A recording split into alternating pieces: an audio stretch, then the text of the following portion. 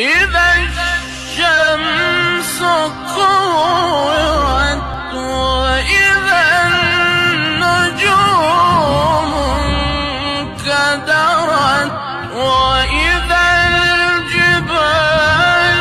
سيرت وإذا العشار طلت وإذا الوحوش حشرت وإذا البحار سجرت